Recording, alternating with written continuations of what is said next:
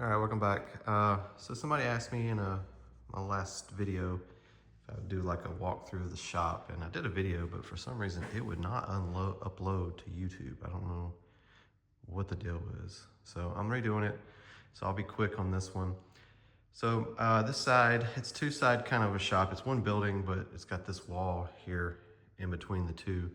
The shop side is 24 by 55 long. So it's 55 this way and then 24 this way. And then I put this framed in this side, this corner here, put in a toilet and a sink, kind of utility sink.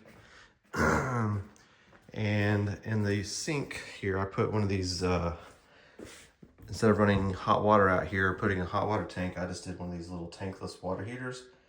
Awesome little units. That's it's kind of bigger than I probably needed, but you know, it fits in there no problem. So I have one water line running from the house, and then the toilet is connected to a pump, grinder pump right outside here that pushes it to the house, because my septic system was on the other side, probably 100 feet away. So that was the easiest way to do it. The plumber recommended that. It actually works great. That's kind of what I went with. I did all this myself, minus like the drywall. I wasn't about to do that, just because it's, you know, nothing. It was the best money I spent on this shop, was having somebody do the drywall. Had the floors coated, as well. So, I went with a color that made it easy to, you know, if I dropped something, I could still find it.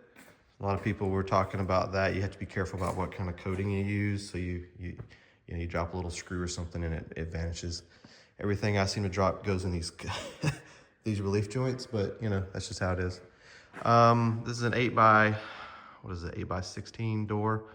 I kind of wish I wouldn't have put one on this side now that I've done it, because I never use it, but it's there if I need to, and if I ever sell it, you know, you can bring cars and stuff. And I wish I would have done like a big double door instead.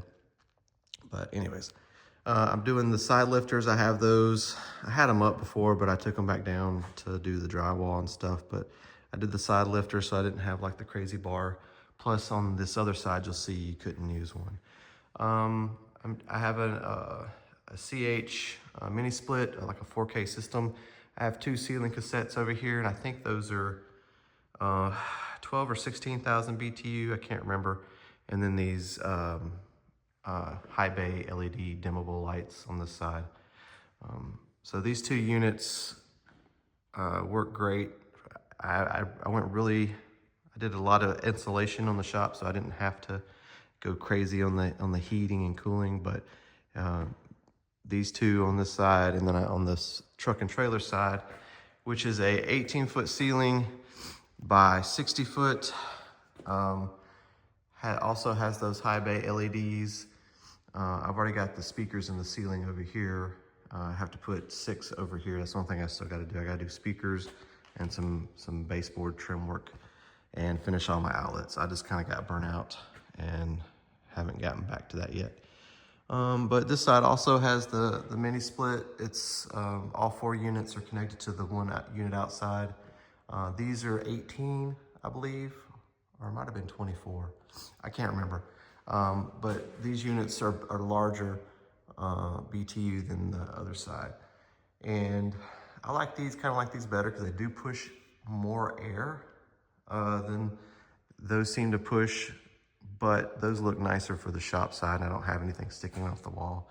Those have pumps built into them, so the water that comes out goes up and then gravity drains down to a common line out the back. And then these are a strictly gravity drained, so you kind of have to angle them all the way. But it worked. Did all that myself with a buddy's help. But that's it.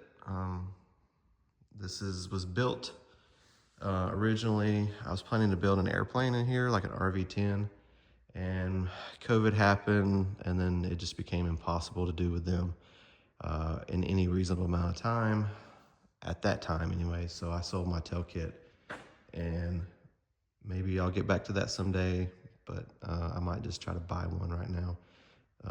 Buy an airplane, like a certified or something. But that's why the shop's so large, really. I mean, if you take away the truck and trailer side, it's really kind of like a 30 by 40 size shop, which isn't too bad. So I just needed a place to get my trailer. You know, I wanted a place to get the trailer out of the driveway, and then I've also got room for my truck, and then I still have the garage, the 3-car garage on the house so I can use for my regular vehicles, my everyday drivers. Excuse me. And yeah, so the scaffolding stuff kind of serves as a way to get to the roofs, and it also works for like storage until I get my garage storage done. Still got to put up two big fans in here. Probably didn't even need them because this, I mean, it really does stay so either cool or warm in here, depending on the season, because I insulated it so well.